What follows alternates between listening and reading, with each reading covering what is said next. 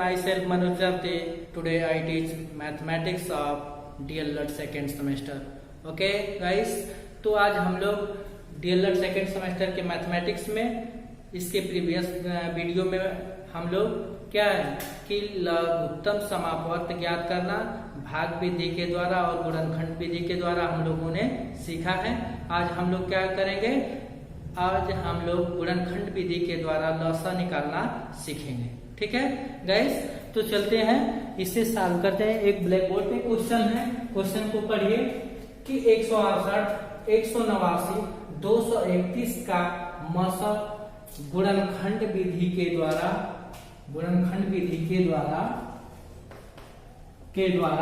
ज्ञात कीजिए। किस विधि के द्वारा ज्ञात करना है? गुणनखंड विधि के द्वारा ज्ञात करना है। तो मैंने स्टूडेंट्स आपको मैंने बताया था कि गुणनखंड विधि के द्वारा आपने लघुत्तम समापवर्त निकालना सीखे हैं और भाग विधि के द्वारा भी लघुत्तम समापवर्त निकालना सीखे। चलिए आज हम लोग क्या करते हैं, गुणनखंड विधि के द्वारा महत्तम समापवर्त निकालना सीखते हैं। तो क्या करेंगे, जो दी गई संख्या होती है उस संख्याओं को क्या किया जाता है, लिख लिया जाता है। 168, 189 और 231। ठीक है, प्रत्येक संख्या का क्या करते हैं, अभाज्य गुणनखंड ज्ञात करते हैं। क्या करते हैं, अभाज्य गुणनखंड ज्ञात करते हैं।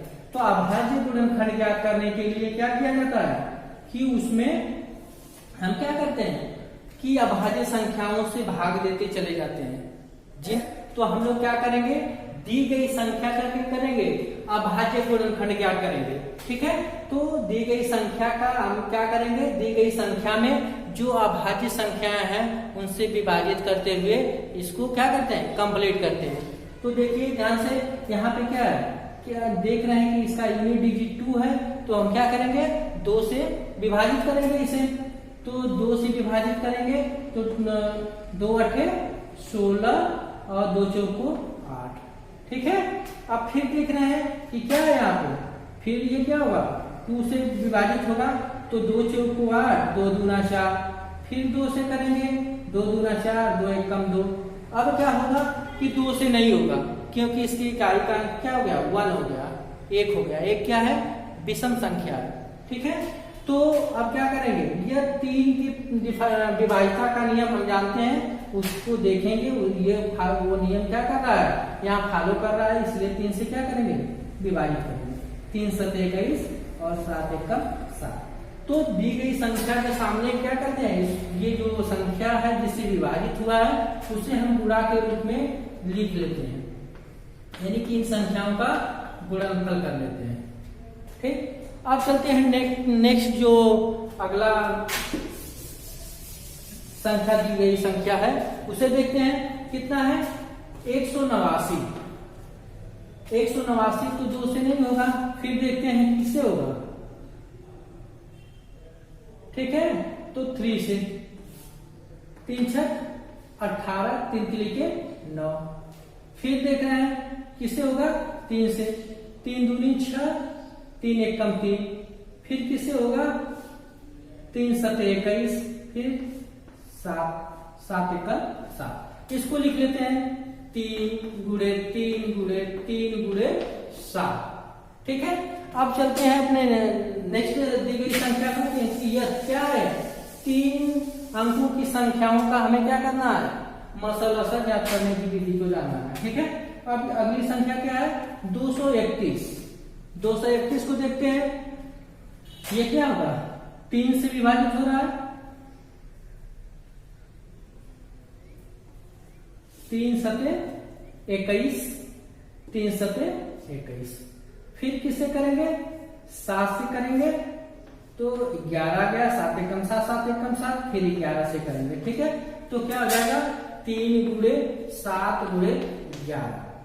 ठीक है, अगर इन संख्याओं का क्या करना है, हमें मसा ज्ञात करना है, तब क्या करेंगे, जो तीनों दी गई संख्याओं के गुणनफल में जो उभयनिष्ठ होगा वही उसका क्या होता है, मसा है। ठीक है, अब देखिए पहली वाली संख्या में 3 है, 2 है तो 2 इसमें भी नहीं, इसमें नहीं, 2 को सारे को छोड़ देंगे।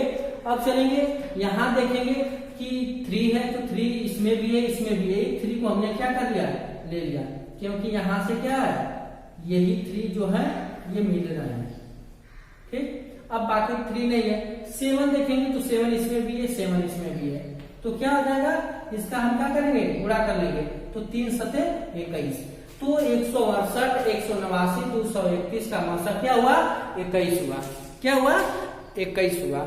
ठीक है, अब चलते हैं इसी तरह से नेक्स्ट एक संख्या है उसको देख लेते हैं।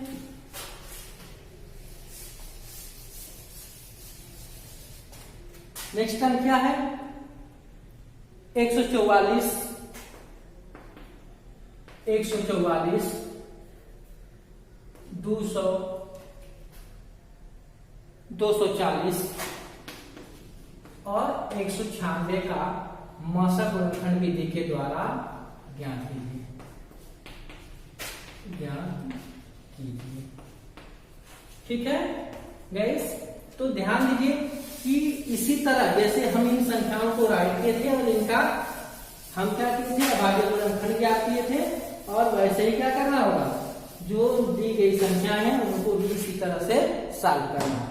तो क्या करेंगे, इन संख्याओं को हम राइट करेंगे 240, 196। ठीक है, अब हमने बताया कि जो दी गई संख्या है उनका क्या करना है, अभाज्य गुणनखंड ज्ञात करना है। तो अभाज्य गुणनखंड ज्ञात करने के लिए यहाँ 140 से 144 है। ठीक है, अब चलिए प्रत्येक संख्या का क्या करेंगे, हम गुणनखंड कर लेंगे, ज्ञात करेंगे। 2 से करिए 2 सते 14, 2 दूना 4, 2 से करिए 2 3 6, 2 छके 12, 2 से करिए तो 2 एकम 2, 2 अट्ठे 16, 2 से करिए 2 9 18, 3 से 3 3 के 9, 3 एकम 3, कितना हो गया, 2 गुणे 2 गुणे 2 गुणे 2 गुणे 3 गुणे 3। ठीक है, अब नेक्स्ट चलते हैं 240 का करते हैं। 240 करेंगे 2 एकम 2, 2 दूना 4। ठीक है, फिर क्या हो जाएगा, 2 छके 12, 2 तिहाई 6,